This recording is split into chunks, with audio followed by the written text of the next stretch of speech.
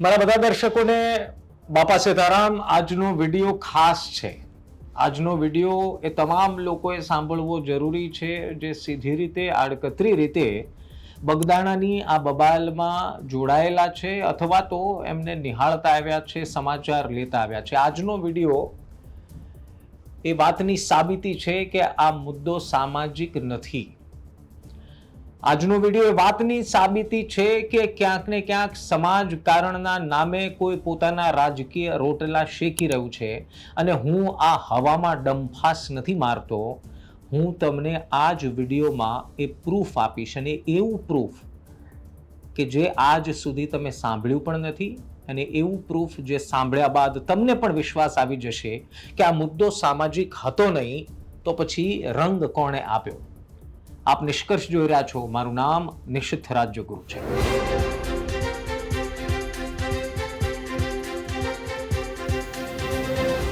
સૌથી પહેલા એ વાતને સમજી લો કે બગદાણાની આ આખી બબાલમાં કેટલાય એવા લોકો છે જે પોતાના રાજકીય રોટલા શેકવા માટે તલ પાપડ થઈ રહ્યા છે. કેટલાય એવા લોકો છે જે પોતાની રાજકીય કારકિર્દીને ચમકાવવા માટે કોઈ પણ હદ સુધી જવા માટે તૈયાર છે. અમે એ ઘણી વખત કહી ચૂક્યા છીએ કે આ મુદ્દાને સામાજિક ન બનાવો. એ યુવાનોએ પણ કહી ચૂક્યા છે, યુવાનોને વિનંતી કરી ચૂક્યા છે, પરંતુ તેમ છતાં કેટલાક હજુ પણ એવા લોકો છે જે સોશિયલ મીડિયાની મદદથી ઝેર ફેલાવવાનું કામ કરે છે. પરંતુ આજના વિડીયોમાં તમે અંત સુધી મારી સાથે મિત્રો જોડાયેલા રહેજો. હું તમને કંઈક એવી વાત કહેવા જઈ રહ્યો છું, કંઈક એવી વાત કહેવાનો છું જે તમે સાંભળી નહીં હોય. અને આ વાત પણ કોઈ સૂત્રોથી વાળી વાત નથી, આ વાત કન્ફર્મ વાત છે ને એટલા માટે જ હું તમને કહેવા માટે આવ્યો છું. જે વાત સાબિત કરશે કે આ આખા મુદ્દાને સામાજિક રંગ આપવામાં આવ્યો. ખુદ નવનીત બાલધિયાએ આપેલી આ પ્રૂફ હું તમારા સમક્ષ આજે રજૂ કરવાનો છું. પરંતુ એ પહેલા હું એક બે વાત તમને એવી કહેવાનો છું જે કદાચ તમારા ગળે નહીં ઉતરે. બગદાણા ધામ ના પરચાઓ બગદાણા અને આસપાસ અને ગુજરાતમાં રહેતા ભક્તોને પૂછો તો ખબર પડે કે કેટલું પવિત્ર ધામ છે. શા માટે એને ગુરુ આશ્રમ કહેવામાં આવે છે? શા માટે ઈશ્વરની જેમ બજરંગદાસ બાપાની લોકો પૂજા કરે છે, પ્રાર્થના કરે છે, અર્ચના કરે છે? પરંતુ તેમ છતાં બગદાણા ધામને બદનામ કરવાના સંપૂર્ણ પ્રયાસ થયા. એ બગદાણા ધામને બદનામ કરવાના પ્રયાસ થયા જેનો સીધી રીતે આ આખાઈ વિવાદ સાથે કોઈ જોડ નથી, આખાઈ વિવાદ સાથે કોઈ મેળ બેસતો નથી. પરંતુ એ વાત પણ હકીકત છે કે બગદાણા ધામના ટ્રસ્ટી જેમણે કંઈક બોલવું જોઈતું હતું તે હજી પણ મૌન છે. આજનો વિડીયો ભાગ 1 છે ને આવતીકાલનો વિડીયો ભાગ 2 હશે, જેમાં બગદાણા ધામના ટ્રસ્ટ અને ટ્રસ્ટીઓની વાત કરવાની છે કે ત્યાં અંદર શું ચાલી રહ્યું છે. હું હજી એકવાર કહું છું કે બગદાણા ધામને બદનામ નથી કરવાના. બગદાણા ધામ એ વિશ્વાસનું, એ ભક્તિનું એક એવું કેન્દ્ર છે જેના પર કરોડો લોકોને શ્રદ્ધા છે, અને એનું વિવાદમાં ક્યાંય નામ આવે એ કોઈ સાખી નહીં લે. કેટલાક પ્રયાસ હમણાં જ થયા, પરંતુ ખેર એના ઉપર ચર્ચા કરવાને બદલે આજના મૂળ વિષય ઉપર ચર્ચા કરીએ. જ્યારે આખી ઘટના ઘટી ત્યારે હીરાભાઈ સોલંકી ત્યાં આવ્યા, મહુવા નવનીતભાઈને મળ્યા. નવનીતભાઈને મળ્યા બાદ તેમણે ભાષણ આપ્યું, અને ભાષણ આપ્યા બાદ એક હવા એવી ચાલી કે કેટલાક લોકો, કેટલાક યુવાનો આક્રોશિત થઈને સીધા પ્રહાર સામાજિક દ્રષ્ટિકોણથી કરવા લાગ્યા. ધીરે ધીરે બંને પક્ષે આ વાતો શરૂ થઈ ગઈ. કેટલાક યુવાનો જે મહુવામાં અને ભાવનગરમાં રહેતા પણ નથી અથવા તો જોડાયેલા પણ નથી અને ઓળખતા પણ નથી, ના નવનીતભાઈને ઓળખે છે, ના નવનીતભાઈના સામાજિક સંબંધો ઓળખે છે, ના આહિર સમાજના નવનીતભાઈ સાથેના સંબંધો ઓળખે છે, તેમ છતાં એને એવો રંગ આપવાનો પ્રયાસ કરવામાં આવ્યો કે જેથી કરીને એ સામાજિકરણ પેદા થાય અને સામાજિકરણનો ફાયદો આવનારી સ્થાનિક સ્વરાજની ચૂંટણીમાં સ્થાનિક લેવલે કોઈ લઈ શકે. એ બાકી રહી ગયું હતું. એમ તો સરપંચો ભેગા થયા. સરપંચોએ ભેગા થઈને નવનીતભાઈને ન્યાય માટેની માંગ કરી, અને નવનીતભાઈને ન્યાય માટેની માંગ કરતા કરતા રાજીનામાની વાત કરી દીધી. હવે આપ વિચાર કરો કે એક સરપંચ જો નવનીતભાઈને ન્યાય મળવા બાબતે રાજીનામું આપી દે તો એમની જનતા, એમના ગામની પ્રજા સાથે શું થાય? વહીવટ કોણ કરે? પરેશાન કોણ થાય? પરંતુ નહીં. પરંતુ શું તમને લાગે છે કે આ બધું ઓટોમેટિક ઊભું થયું છે? શું તમને એવો અંદેશો છે, એવી શંકા છે કે આ બધાને મનમાં અચાનકથી કોળી સમાજ માટે અથવા તો આહિર સમાજ માટે ભાવ જાગ્યો અને પછી રાજીનામાની વાત કરી દીધી? કે પછી તમને એવું લાગે છે કે કોઈ એવા વ્યક્તિનો ઈશારો છે, કોઈ એવા વ્યક્તિનો દોરી સંચાર છે જેના કારણે આ આખી ઘટનામાં એસઆઈટીની તપાસની સાથોસાથ વિવાદ પણ ચાલી રહ્યો છે? સામાન્ય દ્રષ્ટિકોણથી એવું થતું હોય છે કે એસઆઈટીની રચના ન થાય ત્યાં સુધી વિવાદ ચાલે અને એસઆઈટીની રચના થયા બાદ એ વિવાદ શમી જાય એટલા માટે, કારણ કે એવો વિશ્વાસ પેદા થાય કે હવે એસઆઈટી જે તપાસ કરશે એમાં તથ્ય ખુલશે, પરંતુ એસઆઈટી કોઈ રિપોર્ટ સોંપે, કોઈ તપાસ કરે પહેલા જ વિવાદોની તો છડીઓ ભરપૂર ચાલી રહી છે. હવે તમને એમ થશે કે આ બધી વાતોનો નિશિતભાઈ અમને ખબર છે, તમે કેમ ડંકાની ચોટ પર કહો છો કે આ સામાજિક મુદ્દો રહ્યો જ નથી અથવા તો હતો જ નહીં? અને હું હજી કહું છું કે આ સામાજિક મુદ્દો નથી, પરંતુ જે થોડો ઘણો પણ થયો એને બનાવવામાં આવી રહ્યો છે અથવા તો બનાવવામાં આવ્યો હતો. ધન્ય છે બંને સમાજના યુવાનોને, ધન્ય છે બંને સમાજના આગેવાનોને જેણે આખા મામલાને સંભાળી લીધો. તમને ખબર છે કે કેટલાક વિડીયોઝના કારણે, કેટલીક ઘટનાઓના કારણે મહુવા બગદાણામાં માહોલ કેવો છે? એટલો ભયનો માહોલ છે, એટલી કડવાહટનો માહોલ પેદા થયો છે કે લોકો શંકા કરી રહ્યા છે કે આવું તો ક્યારે પહેલા હતું જ નહીં, તો પછી અચાનક આવું કેમ થઈ ગયું? કેટલાક કહેવાતા સમાજના ઇન્ફ્લુએન્સરની વાતમાં આવીને યુવાનો કડે હથિયાર રાખતા થઈ જાય એવી નોબત પેદા કોણે કરી? અને જો એવું નથી તો શા માટે અત્યાર સુધી હાજર રહેલા નેતાઓ કોઈ મગનું નામ મરી નથી પાડતા? ક્યાં ગયા એ બધા નેતાઓ? હવે હું તમને વાત કરવાનો છું જેની રાહ તમે જોઈ રહ્યા છો. તમને એમ થશે કે ભાઈ હવે વાત ક્યારે આવશે? હવે હું તમને વાત કરું.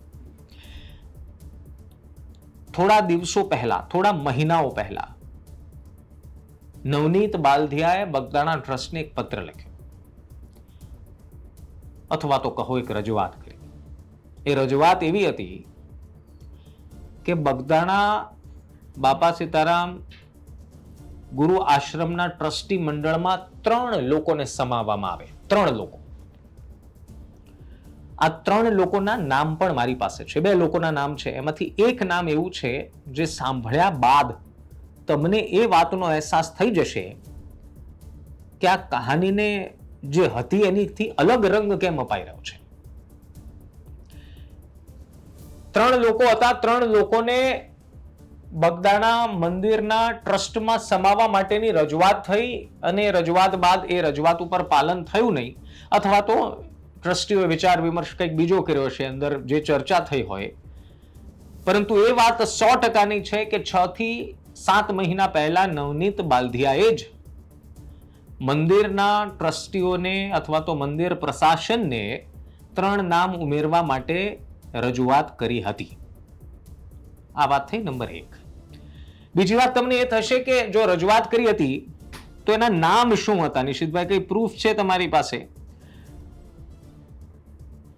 તો હું પહેલા તમને કહી દઉં કે આ 3 નામમાંથી એક નામ કોળી સમાજના આગેવાનનું હતું, એક નામ પટેલ પાટીદાર સમાજના આગેવાનનું હતું અને એક નામ આહિર સમાજના આગેવાનનું હતું. હવે કદાચ તમને વિશ્વાસ નહીં આવે તો મૂળ બગદાણાના અને હાલ સુરતમાં રહેતા એમટી પટેલનું નામ પણ સજેસ્ટ કરવામાં આવ્યું હતું. અને જે આહિર સમાજના આગેવાનની હું વાત કરી રહ્યો છું, એ આહિર સમાજના આગેવાનનું નામ છે રાજુભાઈ કામળિયા. કદાચ રાજુભાઈ કામળિયા નામ સાંભળતાની સાથે તમને ઘણા બધા વિચાર આવ્યા હશે અથવા તો એમને ઓળખી પણ ગયા હશો, અને ન ઓળખતા હોય તો એક નાની એવી ઓળખાણ આપી દઉં. રાણપડા જેસરની બાજુનું ગામ છે અને ત્યાં રુદ્રાક્ષ ફાર્મ કરીને એક જગ્યા છે જ્યાં છેલ્લા 25 વર્ષથી આ જ રાજુભાઈ કામળિયા કબૂતરને ચણ આપી રહ્યા છે. એક સમય થતા હજારોની સંખ્યામાં એ કબૂતર ત્યાં ચણ ખાવા માટે આવી જાય છે અને સાંજ સુધી ત્યાં જ આરામ કરે છે, ત્યાં જ રહે છે. અને એની સ્ટોરીઝ, એના વિડીયોઝ તમે ઘણા બધા જોયા છે. એ જ રાજુ કામળિયાનું નામ આ જ નવનીત બાલધિયાએ મંદિર ટ્રસ્ટમાં ટ્રસ્ટી તરીકે ઉમેરવા માટે રજૂઆત કરી હતી. અને આપ ધ્યાનથી સાંભળજો, આ રાજુ કામળિયા આહિર સમાજમાંથી આવતા આગેવાન છે. હવે આપ વિચાર કરો કે જો આ મુદ્દો સામાજિક જ હતો, સામાજિક જ હોત, તો શું નવનીત બાલદિયા આહિર સમાજમાંથી આવતા આગેવાનનું નામ ટ્રસ્ટીમાં ઉમેરવા માટે રજૂઆત કરતા ખરી? અને આ વાતની પુષ્ટિ મેં ખુદ રાજુભાઈ કામળિયા સાથે વાત કરીને કરી છે. એટલે કદાચ તમને મનોમને હોય કે ભાઈ ગપ્પા મારે છે, તો ના, રાજુભાઈ સાથે ટેલિફોનિક વાતચીતમાં એ વાતને મેં કન્ફર્મ કર્યું. રાજુભાઈ કીધું કે મૌખિક રીતે મને જાણ કરવામાં આવી હતી કે નવનીતભાઈએ તમારું નામ ટ્રસ્ટીમાં ઉમેરવા માટે આપ્યું, પરંતુ એ રાજુભાઈ કામળિયાની ધન્યતા હતી. એમણે કહ્યું કે જો હું સમય ના આપી શકું, જો મારો પૂરતો સમય ના આપી શકું, સેવા ન કરી શકું, તો હું ટ્રસ્ટી તરીકે ન રહી શકું. પરંતુ એ મૌખિક સુધી જ વાત હતી, એનાથી આગળ વાત વધી નહીં.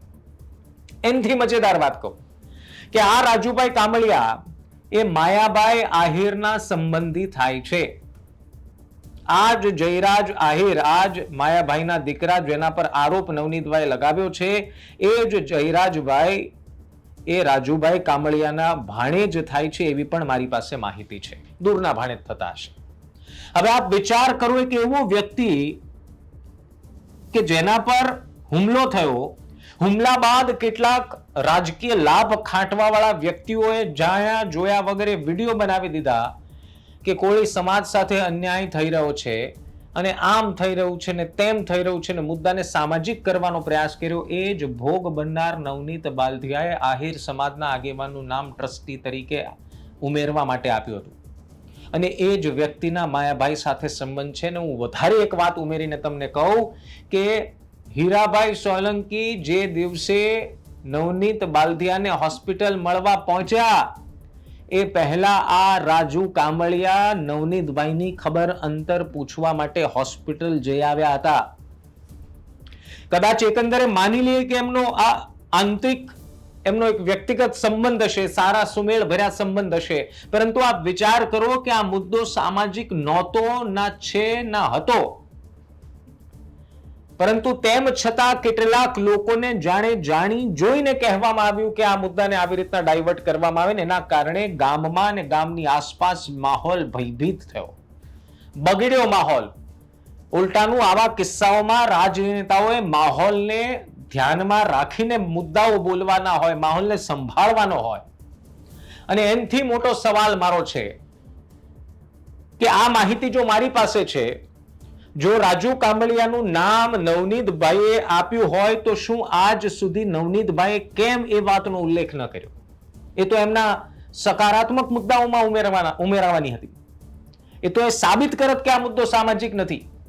એ તો એ સાબિત કરી દેત કે આ કોળી સમાજ અને આહિર સમાજ વચ્ચેનો વેરનો મુદ્દો નથી, આ બે વ્યક્તિ વચ્ચેની બબાલ છે. જો નવનીતભાઈ કીધું હોત, જ્યારે આ પ્રશ્ન ઉઠ્યા, જ્યારે આ વિડીયોઝ વાયરલ થયા, રેકોર્ડિંગ્સ વાયરલ થયા, ત્યારે નવનીતભાઈએ કેમેરા સામે બોલી દીધું હોત કે મેં રાજુ કામળિયાનું નામ આપ્યું હતું, રાજુભાઈ મારા મિત્ર છે, મારા સ્નેહી છે, અને મારા એટલા જ આહિર સમાજના આગેવાનો સાથે સંબંધ છે જેટલા કોળી સમાજના આગેવાનો સાથે સંબંધ છે, તો સાહેબ ત્યાં જ મુદ્દાનો અંત આવી ગયો. તો સવાલ શું તમને મનમાં એ નથી થતો કે શા માટે નવનીત બાલદિયાએ મુદ્દાનો ઉલ્લેખ ન કર્યો? કદાચ એકંદરે માની લઈએ કે ભૂલી ગયા હશે, પરંતુ જ્યારે આટલી ઊંડાણપૂર્વક વિવાદોની ચર્ચા થતી હોય ત્યારે કોઈ આવો મહત્વપૂર્ણ મુદ્દો ભૂલી જાય ખરી? અને ન ભૂલી ગયા હોય તો હું હજી નવનીતભાઈને વિનંતી કરું છું કે આપ શ્રી વિડીયો બનાવો અને સમાજમાં અંદરો અંદર ખોટું ફેલાતા ઝેરને અટકાવો. આમ તો એ ઝેર ફેલાતું અટકી જ ગયું છે, પરંતુ એક સારો સંદેશ બંને સમાજમાં જવો જરૂરી છે. અને એટલા માટે જ મેં આ ભાગ 1માં આ મુદ્દાને લીધો. આવતીકાલે હું ટ્રસ્ટીઓની પણ વાત કરીશ.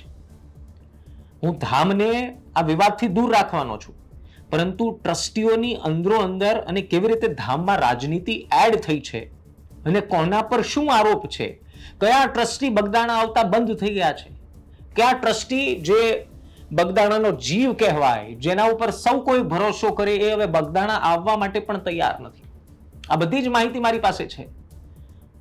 અને એટલા માટે જ હું બહુ શાંતિથી, બહુ સરળ ભાષામાં, અને કોઈની લાગણી દુભાવવા માટે નહીં, પરંતુ આપ સૌને ખબર હોવી જોઈએ કે આખિર અંદરની કહાનીઓમાં છુપાયેલું શું છે. રાજુભાઈ કામળિયા બહુ સજ્જન વ્યક્તિ છે, સેવાભાવી વ્યક્તિ છે, અને એમનું નામ નવનીત બાલધિયાએ એટલા માટે જ તે ટ્રસ્ટી તરીકે ઉમેરવા માટે વિનંતી કરી હશે એવું આપણે માનીએ, પરંતુ નવનીતભાઈ જો કદાચ આ વાતનો ઉલ્લેખ કરી દીધો હોત તો જે થોડી ઘણી પણ કેટલાક યુવાનોની લાગણી દુભાણી એ દુભાઈ ન હોત. અને સૌથી મોટો સવાલ કે નવનીતભાઈને શું આ ઉલ્લેખ ન કરવા માટે કહ્યું હતું? અને જો એવું નથી તો કોણ એ વ્યક્તિ છે, કોણ એ રાજનીતિના અખાડામાં જીતવા માટે તત્પર એ વ્યક્તિ છે જેણે આ આખા મુદ્દાને અલગ બાજુ ડાયવર્ટ કરવાનો પ્રયાસ કર્યો? અને હું હજી કહું છું કે નવનીતભાઈને ન્યાય મળવો જોઈએ અને સત્ય સામે આવવું જોઈએ, પરંતુ એ કાયદાકીય પ્રક્રિયા છે અને કાયદાકીય પ્રક્રિયામાં વિલંબ ન બનીને પરિણામની રાહ જોવી એ હોશિયારી છે. અને એવા સમયે જો તમને કોઈ હવે આજ પછી યુવાન મળે, તમને કોઈ વિડીયો ફોરવર્ડ કરે કે ઓડિયો ક્લિપ ફોરવર્ડ કરે તો મારો આ વિડીયો એમને જરૂર મોકલજો, જેથી ખબર પડે કે સમાજ વચ્ચે કોઈ વેર નથી. અરે હસી ખુશી રાજી ખુશીથી વર્ષોથી આ સમાજ એકબીજા સાથે રહે છે ભાઈ.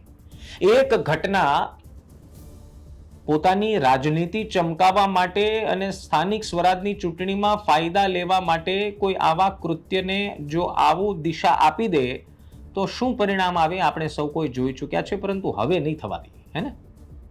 તમારો શું વિચાર છે એ જરૂર કમેન્ટ કરજો. અને બીજી વાત, આવતીકાલે બગદાણા ધામના જે ટ્રસ્ટીઓ છે, 8 ટ્રસ્ટીઓ છે, એ ટ્રસ્ટીઓની અંદરોઅંદર શું ચાલી રહ્યું છે, મૂળ વિવાદ શું છે, શા માટે એક ટ્રસ્ટીને મેનેજિંગ ટ્રસ્ટી કહેવા પર નવનીતભાઈને ફોન કરવાની ફરજ પડી, અને નવનીતભાઈએ શું ફોન કરવો જોઈએ ખરી? આ બધા સવાલોના આવતીકાલે વિસ્તારથી પ્રૂફ સાથે આજની જેમ તમારી સમક્ષ હાજર થઈશ અને તમને એવી કંઈક ઇનસાઇટ સ્ટોરી કહીશ જે તમે સાંભળી નથી. આવતીકાલે ફરી મળીશું.